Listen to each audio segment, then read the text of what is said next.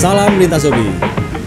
Oke rekan-rekan, dalam kesempatan kali ini saya berkesempatan untuk datang di Kota Baja, Cilegon, Banten. Kita akan bertemu dengan pengorbit murai bertaraf nasional. Mungkin Anda sudah tahu siapa beliau. Kita akan ketemu dengan Om Agus Rokin. Halo Om. Ya Om. Gimana nih kabarnya Om? Alhamdulillah baik Om. Oh, ini terima kasih nih, kaosnya keren. Adem. Kaos apa ini? Ini desainnya, waduh, top. Kaos partai ruwet ini Om. Tetap rock and roll. Rock and roll. Masih sibuk ngorbit murai nih Om? Ya, karena hobi ya Om. Itu ya. Karena hobi ya, mau nggak mau kita ya hobi gitu, jalanin aja. Itu kan gini, kita ngobrol dulu, kita flashback ke belakang tentang Mr. Pilot. Mr. Pilot itu sampai sedemikian fenomenal ya perjalanannya, sangat wow menurut saya ya. Jadi burung partai underdog bisa terangkat seperti itu ya. Fenomenal sih. Menurut Om Agus sendiri, Mr. Pilot itu ya sedalam apa sih rasa suka, terus rasa memiliki Mr. Pilot di hati Om Agus? Saya sih ya namanya hobi ya Om ya. Saya hobi. Ya kebetulan main burung itu ya untuk penyaluran gitu kan. Saya sih lebih ngelihat burung itu ya namanya burung makhluk bernyawa juga. Saya melihat ruhnya. Gitu. Ya artinya melihat ruhnya itu kebetulan pilot termasuk burung kesayangan saya. Sebenarnya gitu, burung kesayangan saya yang nggak tahu kenapa saya pertama kali ngelihat dia itu waktu pertama kali dapet itu saya hati langsung klik gitu, langsung klik di hati gitu. Nggak ngelihat perjalanan dia yang seperti apa, bagus dia kayak apa, kayak gimana. Saya ngeliat paling utama itu ngelihat klik di hati, nggak tahu kenapa gitu. Saya belum tahu itu burung bagus apa jelek. Satu itu. Kedua yang paling utama lagi saya ngelihat keturangga gitu. Karena apapun itu yang kita senengi pasti yang terutama ini menurut saya pribadi yang klik di hati gitu. Kalau nggak klik di hati walaupun mewah kayak apapun ya saya kurang juga gitu. Intinya yang klik di hati. Tapi materi sudah dipantau duluan ya Om? Ya awal itu. Kedua kan saya lihat materi volume katurangga kebetulan untuk menunjang itu semua. Ternyata mumpuni untuk itu semua. Ya akhirnya saya pinang. Ada saya yang pilih lain, itu. artinya ada yang lain dari Mr. Pilot itu yang membuat Om Agus seneng ya? Senang, nggak tahu kenapa. Banyak burung mewah, banyak, sangat banyak. Yang lebih mewah pun sangat banyak. Tapi yang klik di hati itu belum tentu gitu. Nah, ini Om kita flashback lagi untuk teman-teman yang belum nonton video yang terdahulu. Dari mana sih Om Mr. Pilot dulu itu awalnya Om? Pilot itu dari kawan sendiri. Saya pertama kali main burung, saya belum lama juga main burung. Saya baru 3 atau 4 tahun main burung. Waktu itu kebetulan saya punya murai, saya mencari emas terang waktu itu. Kebetulan ada yang jual cililin. Nah kebetulan yang punya cililin itu yang punya pilot. Tuh. Tapi waktu itu pilot dalam kondisi kurang stabil. Sedikit kurang stabil. Jadi artinya menang, nggak jalan, menang, nggak jalan seperti itu kan? Atau bagaimana? Kalau pilot selalu jalan. Cuma waktu PR dia waktu itu dia oper emosi. Akhirnya timbulnya apa? Nakal. Gitu. Timbulnya nakal. Itu pilot. Gitu. Karena dia oper emosi. Emosinya dia sangat fighter sekali gitu. Kalau burung sangat fighter untuk perihal nggak jalan itu nggak mungkin. Jalan-jalan, cuma artinya dia Dia nakal. Etikanya ada yang kurang gitu ya. Etikanya kurang dia. Oke. Tata kramanya kurang gitu. Oke. Nah, makanya itu pilot itu kondisi awalnya gitu. Saya dapat. Oke Om. Berarti kan terus singkat cerita nih pilot itu akhirnya menjadi burung yang besar. Alhamdulillah. Kemudian Om Agus juga lebih dikenal dari yang kemarin. Betul. Seperti itu. Betul. Otomatis ada pemikiran seperti ini nggak sih? Saya kalau cari burung minimal kayak Mr. Pilot. Pasti. Pasti gitu ya. Tolak ukur itu, syukur-syukur lebih bagus. Artinya kita punya standar, gitu ya. loh. Artinya ya untuk teman-teman juga, ya mungkin ada yang lebih mengerti dalam hal burung. Tapi kalau saya pribadi gitu kan, saya pribadi ya selektif juga untuk memilih burung gitu. Karena ya tahu sendiri harga-harga burung kalau sudah apa ya? Speknya sudah gitu ya? Speknya sudah bagus gitu, pasti harganya wah juga. Mengikuti pasti ya. Iya, harga mengikuti. Makanya kita harus hati-hati dan kita harus selektif gitu. Nah ini, oke rekan-rekan, saya akan bypass ya. Om Agus ini orbitanya belum ada yang gagal. Kita akan ngulik ya. Bagaimana cara Om Agus mencari bahan murai batu untuk ditampilkan di lomba? Ya, ini Om. Nah, kalau di lomba itu kan banyak kriteria-kriteria yang kita ikuti. Tuh. Dan saya ikuti perjalanan Om Agus, kayaknya sih lancar-lancar saja ya. Alhamdulillah. Selama ini yang saya lihat dari transaksinya itu luar biasa. Susah ditiru kata orang-orang itu. Nah Om, milih bahannya itu gimana Om? Langsung pantau ke lapangan atau bagaimana sih? Banyak sih Om. Banyak variasinya, maksudnya banyak modelnya itu banyak. Ada yang saya pantau ke lapangan, ada yang saya melihat katurangga aja kayak di FB, kayak di YouTube kayak gitu. Di FB gitu. Dan banyak juga kejeblosnya sebenarnya. Banyak juga kejeblosnya. Nggak semua semulus itu. Gitu. Artinya kan apa sih kuncinya kok kelihatannya berhasil terus Om gitu loh. Apa sih kuncinya sih? Paling utama saya ngelihat burung itu fighter. Fighter, paling utama itu fighter. Burung fighter. Gimana cara melihatnya? Burung fighter. Saya melihat katurangga dulu. Dari bentuk kepala, paruh, mata, badan, kaki, bulu, kuku, kayak gitu. Itu saya perhatikan. Dan paling saya garis bawahi atau saya ansir kayak gitu dari cara dia mandi. Saya udah berkali-kali ngelihat kalau burung mandinya sudah nafsu nyeruduk itu positif factor Om. Positif factor itu. Soalnya saya punya juga burung bagus mandinya susah, dia nggak stabil Om. Dia nggak stabil. Logika saya mungkin saya larikan dia senang mandi, mandinya nafsu. Mungkin badan dia panas. Kayak kita manusia pun, orang gampang emosi itu yang berdarah panas, darah tinggi kan gitu kan. Saya larikan ke situ ya masuk logika saya gitu kan.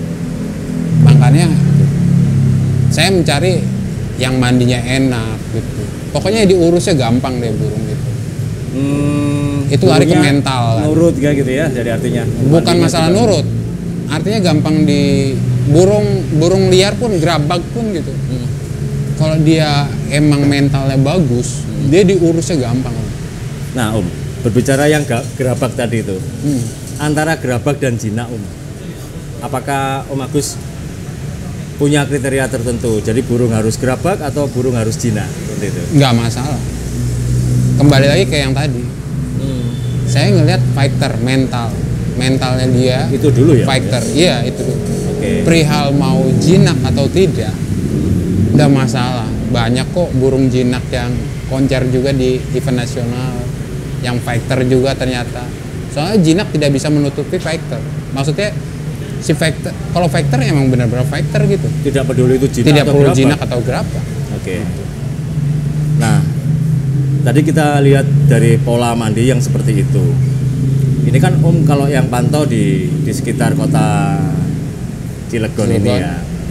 Padahal burung-burung Om Agus ini skalanya nasional, sering dari berbagai daerah. Kan jelas-jelas kita nggak ngerti cara dia mandinya kan Om. Ya, Dari tayangan di YouTube itu, gimana sih Om detailnya sampai kita bisa tahu ini yang ceritanya Om Agus nggak akan gagal milih burung ini gitu. Gitu. saya juga banyak gagalnya. Oh, Kalau iya, misalkan dari luar kota itu banyak gagalnya juga. Karena ya kembali yang tadi, modal kepercayaan, modal cerita gitu. Bagusnya sih milih burung secara langsung gitu, pantau secara langsung. Kalau pantau secara langsung kan bisa detail kita melihat keseharian dia gitu kan. Oke. Kayak gitu dan secara langsung. Saya juga kan ngambil bukan hanya dari sini. Saya kebanyakan burung ngambil dari luar, dari Medan, dari Jawa, Surabaya, dari Jogja juga, dari Malang juga, Pemalang gitu. Banyak juga dari Jakarta, Tangerang gitu. Saya banyak kayak gitu. Soalnya ya maunya sih milih burung di daerah sendiri, biarin melihat secara langsung dan mengikuti perjalanannya gitu. Kenapa ngikutin perjalanannya? Kita bisa tahu ini burung stabil atau tidak. Oke. Nah itu beda lagi ceritanya dengan pilot. Kalau pilot itu melihat katurangga beneran, melihat katurangga, bukan melihat perjalanan. Jadi saya itu udah telan mentah-mentah nih burung mau jadi mau enggak gitu. Tapi saya udah melihat speknya dia itu, ini burung bagus deh. Ini burung bagus, udah. Walaupun sekarang lagi nggak bagus, ini asalnya burung bagus. Suatu saat saya yakin bagus. Saya yakin burung itu ada masanya gitu. Lagi dia top perform, nanti mungkin dia turun lagi, nanti dia mungkin naik lagi gitu. Kalau emang jawara, jawara Gitu ya Om. Iya. Oke, Om gini, di tayangan kembali ke tayangan YouTube yang Om ambil dari luar daerah. Ada nih burung bagus di situ dan ada jejak digitalnya. Dia main per minggu dan konsisten. Dengan tampilan yang bagus di YouTube misalnya itu. Om bisa kan ada nih, pasti ada nih burung yang dibeli dari situ kan. Iya. Lihat kliknya dari mana sih Om? Dari konten YouTube teman-teman itu? Saya pertama saya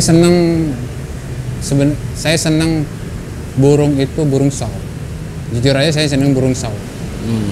Burung itu saw. Saya lihat lagi dia ngeluarin materinya. Ya karena kalau mungkin ngeliat di YouTube atau di FB atau seperti apa video visual yang kadang nggak jelas volume suaranya gitu. Betul. Kan, Iya. kadang nggak jelas suaranya, kadang kayak gimana. Kita benar-benar teliti lah melihatnya gitu kan. Untuk teman-teman juga ngeliat teliti lah. Kayak dia buang materi seperti apa, nggak mungkin kita kedengeran jelas itu materi apa gitu kan. Cuma yang pasti dari body language dia kelihatan. Dia itu buang materi, dia itu mangapnya itu mangap buang materi atau ngemban atau ngukluk kayak gitu kan kelihatan. Kayak misalkan dia si lehernya ini kembung kayak gitu, biasanya kalau leher kembung atau badannya agak ngayun-ngayun gitu biasanya ngukluk dah itu burung. Lagu-lagu besar ya. Lagu-lagu besar, lagu dasar gitu. Oke. Gitu, lagu dasar kayak gitu. Tapi kalau dia sambil gini mangapnya tegas, kakinya tambah nyengkrem gitu, wah asli itu buang materi, powernya asik gitu kan. Seperti itu. Kayak dari cara dia nyengkram segala macem gitu. Saya perhatiin. Dan sekarang yang paling utama zaman sekarang itu cari burung aman. Dalam artian aman nagen. Dalam artian nagen dia main di tangkringan aja. Nggak nakal, nggak kayak gimana gitu. Tapi jangan Kalau saya pribadi, saya lebih seneng burung saw. Udah dia materi volume mewah, tambah sawnya ciamik, itu entertain banget bagi kita, gitu. Menghibur banget gitu. Yang nonton seneng, yang punya gembira gitu kan. Menarik perhatian juri. Menarik perhatian. Solotnya cepet. Kita sebagai pemilik kadang-kadang suka merinding ngeliat burung kita main gitu kan. Itu yang dicari ya. Oke. Om, kalau burung nagen gitu ya, tipikal yang nagen, satu titik dia bawakan lagunya, biasanya utuh ya, lagunya. Bisa nggak sih memastikan ini burung benar-benar nagen atau ada ciri cacat atau apa di burung ini sehingga dia memang bawaannya nagen, bukan karena burungnya yang nagen, tapi karena ada cacatnya itu loh. Ada juga Pak. Jadi ya gini Om, maksudnya saya sering perhatiin juga gitu kan. Ya nagen itu dia nagen, makanya itu saya harus detail kita ngelihat gitu kan. Dia nagen, kakinya gimana? Intinya gini, burung sehat, tidak ada cacat, tidak ada apa gitu, baru nagen. Dalam artian tidak ada cacat, tidak ada ini tuh dari gerakan dia itu kita kan bisa lihat. Kalau misalkan dia nagen tapi kaki sebelah doang yang nyengkrem, yang sebelahnya kurang nyengkrem, wah perlu dipertanyakan nagennya ini kenapa gitu kan gitu. Kayak gitu. Kayak gitu. Jadi misalnya nih, ini kakinya dua-duanya nyengkrem nih. Dia bawakan lagu. Ada juga yang nggak begitu kuat karena ini mungkin geser-geser atau yang sini geser-geser gitu ya. Itu pernah saya lihat juga. Ada. Gitu ya? Dia nagen. Oh burungnya nagen, burung mewah dia nagen. Kok nagen? Saya perhatikan ternyata ada kaki sebelahnya yang geser-geser. Geser. Terus saya balik lagi. Dia sering jatuh juga ibaratnya kayak terpleset gitu, hampir terpleset kalau dia pindah tangkringan atau pindah tempat itu loncat, dia suka terpleset. Itu perlu dipertanyakan gitu. Saya kalau melihat burung, kalau misalkan masih loncat, saya masih kurang greget gitu. Saya kalau udah burung itu kalau pindah tangkringannya dengan cara menggeser, set menggeser gini, itu saya lebih seneng gitu. Dia gerakannya lebih gesit gitu daripada loncat. Kesannya tenaganya nggak ada, kayak kehabisan tenaga ataupun kayak ada masalah dengan kakinya gitu. Oh, sampai sedetil itu ya. Ini saya juga baru memahami hal ini ya Om ya. Jadi ini hal kecil yang kadang-kadang dilupakan dan ini fatal ya Om ya. Betul. Fatal sekali kalau seperti itu. Jadi suatu saat bisa jadi burung ini ada masalah di penampilannya. Ya. Ketika dia tidak perform, pasti terjadi masalah, terpeleset atau apa gitu ya. Iya, kemungkinan kayak misalkan kukunya nggak ada pun gitu kan, dia kan cengkrem tapi kukunya nggak ada, dia kurang cengkrem juga, kurang ngunci gitu cengkeraman dia. Saya pernah dapat kuku nggak ada gitu, ya begitu juga gitu. Oke.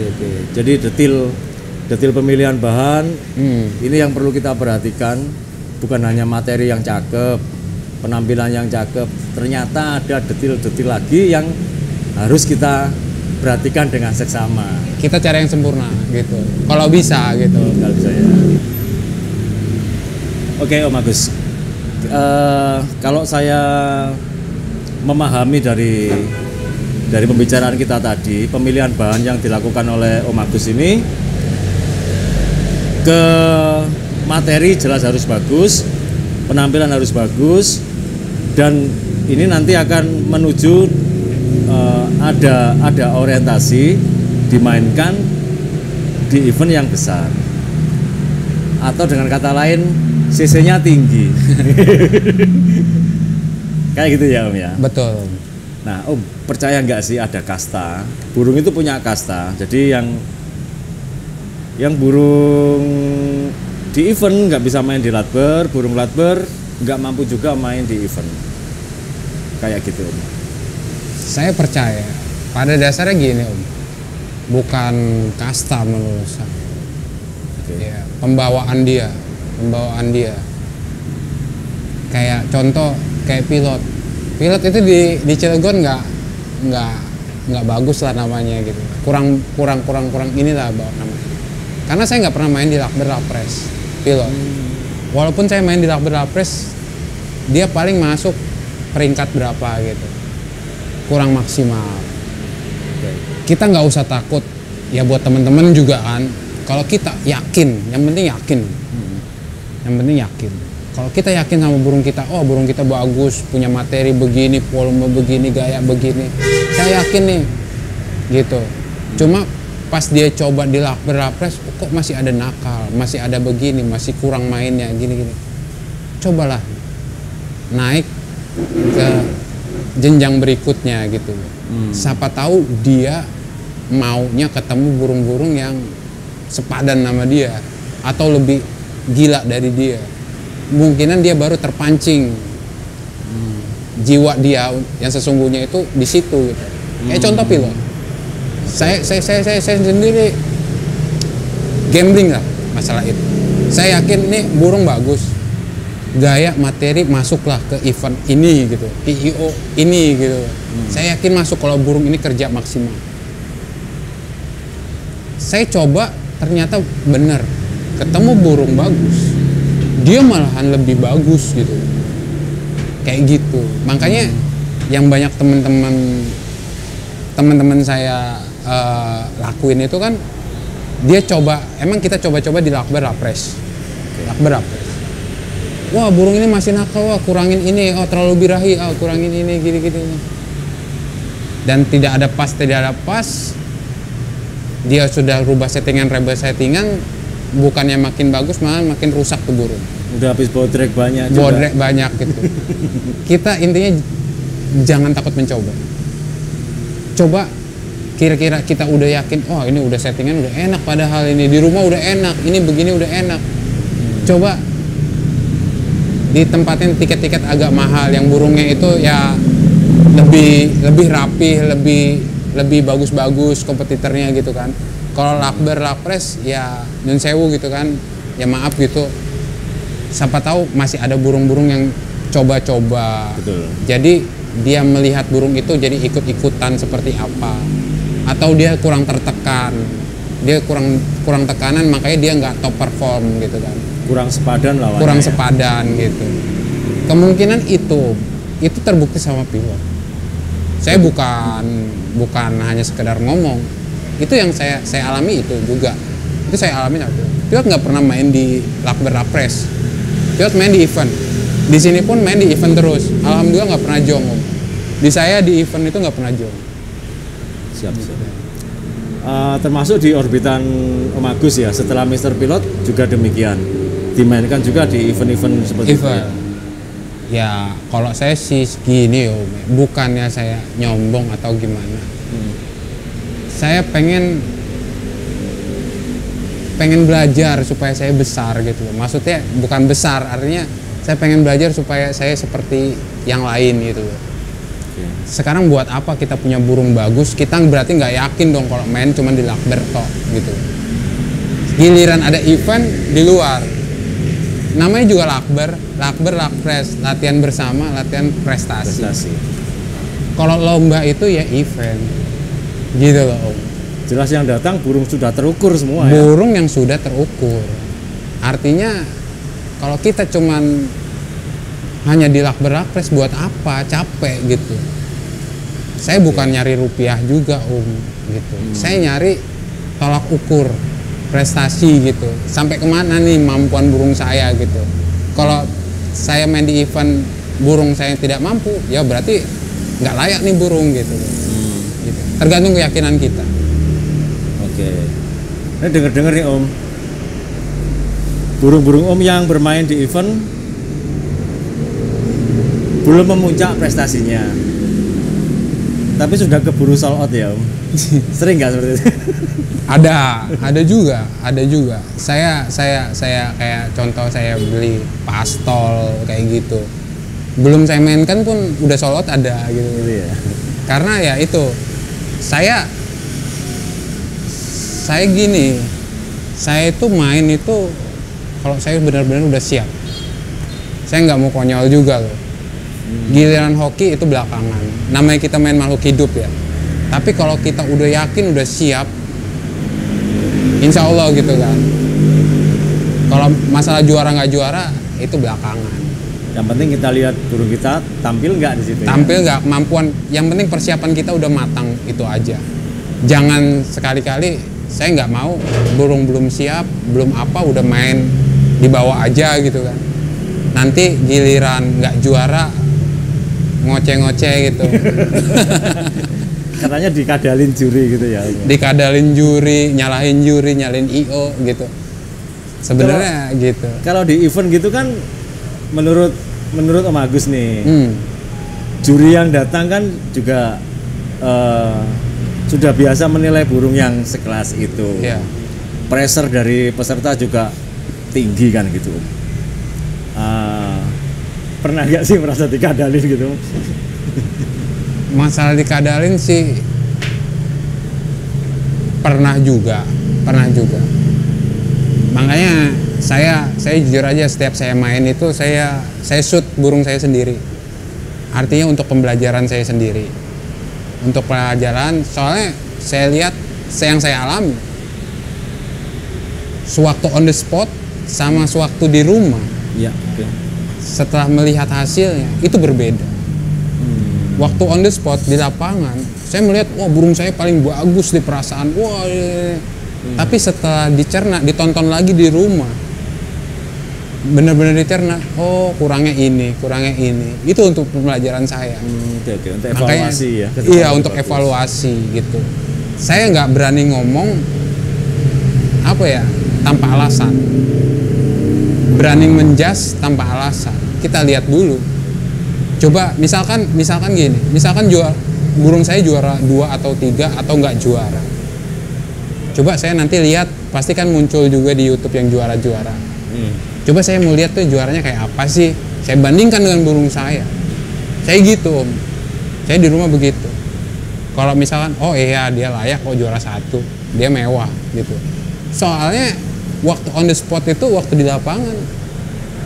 Ke bawah euforia ya? Ke bawah euforia, ke bawah adrenalin kita naik, seakan-akan burung kita mewah. Gitu loh.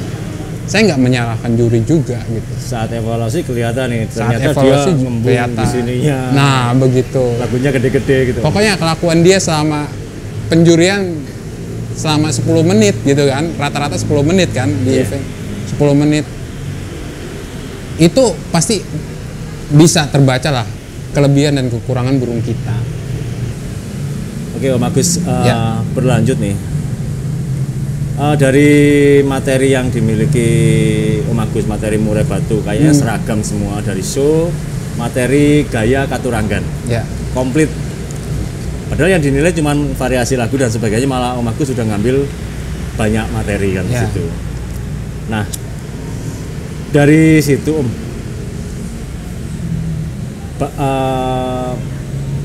berpengaruh nggak sih di teman-teman di luar sana? Terus menghubungi Om Agus, Om dijual nggak burungnya kayak gitu. Terus bandrol bagaimana?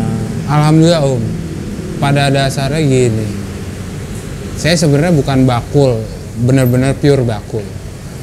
Pada dasarnya itu. Jadi banyak juga setelah pilot itu sold out, banyak yang menaruh kepercayaan kepada saya. Saya juga terima kasih buat teman-teman yang masih percaya sama saya dan menghargai saya. Gitu. Itu pengaruhnya sangat besar pilot itu. Sampai dari luar daerah, luar pulau pun telepon saya, japri saya, inbox segala macam. Mereka itu percaya. Ya, saya yakin mereka pun tidak melihat rupiah Om, kalau kita memberikan yang kualitas. Artinya mereka itu harga ngikutin dengan kualitas. Makanya saya ngeri, saya kadang-kadang suka ditanya, oh ini belum dijual, ini belum dijual, ini masih bahan, ini masih belum kelihatan, kayak gitu. Saya selalu apa adanya kalau menjual burung. Om ini burung begini, ini PR-nya begini, ini begini, biar ada kesepakatan lebih enak, gitu. Masalah harga kita bisa rundingkan, ya kan gitu. Cuma saya itu kebetulan menjual yang saya senangnya menjual yang sudah benar-benar kelihatan kualitasnya, prestasi. Gitu. Bisa diceritakan detailnya ya satu persatu. Detailnya, dan kita bisa melihat audio visualnya seperti apa gitu kan, lebih enak gitu kan. Kita nggak mau beli menjual kucing dalam karung gitu.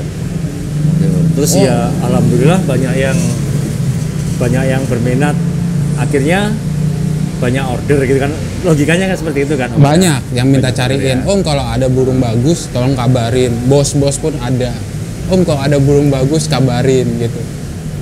Intinya kepercayaan. Kalau kita sudah dipercaya, kita nggak perlu cari pelanggan, kita nggak perlu obral untuk mencari pelanggan gitu, kita nggak perlu.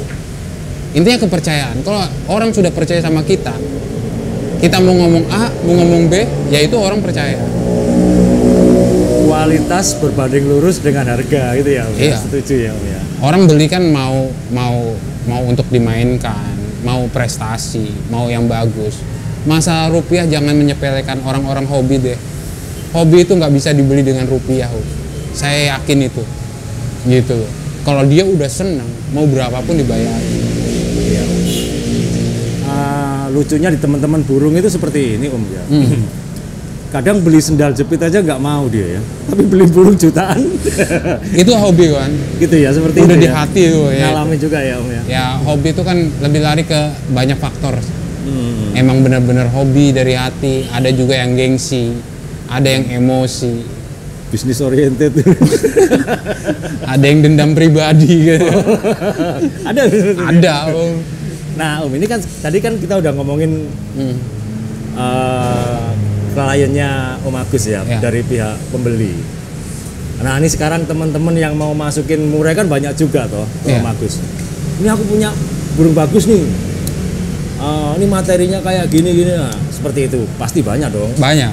Oke. Saya selektif juga Om. Seperti itu. Nah ini Om,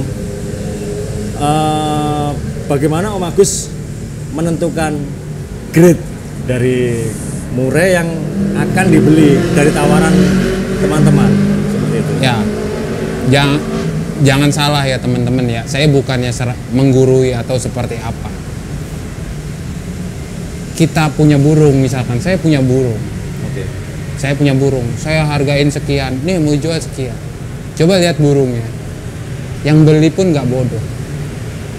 Yang beli pun siapa tahu lebih mahir dari kita memilih burung. Kita jangan begitu, kita mending apa adanya. Artinya kita membandrol harga sekian gitu.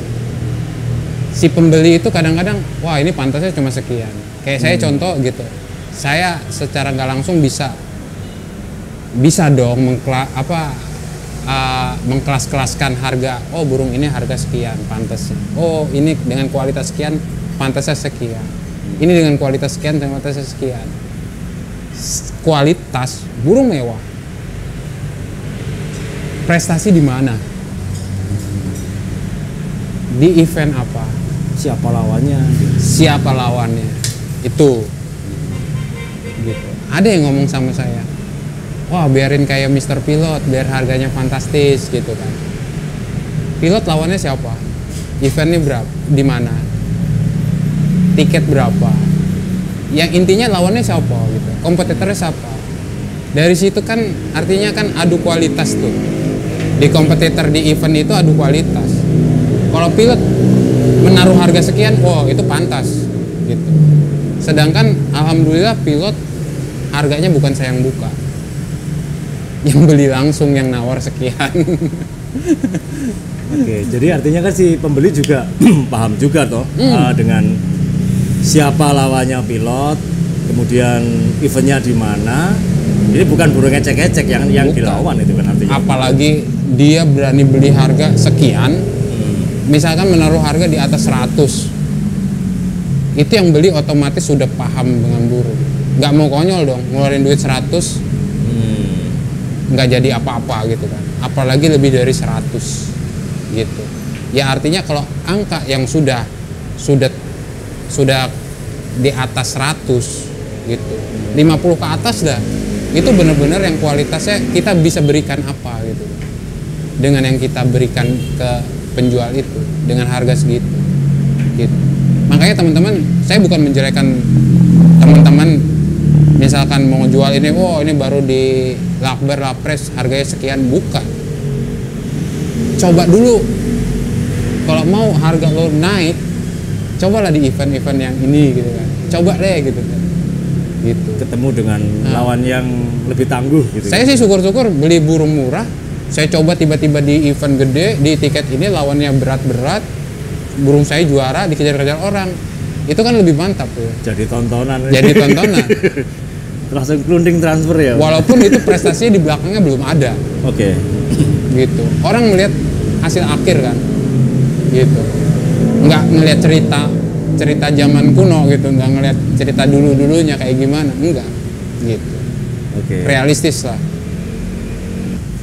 Baik teman-teman. Dari kesimpulan kita, dari pembicaraan tadi bisa kita simpulkan bahwa untuk murai batu yang berkualitas bagus, harganya akan mengikuti.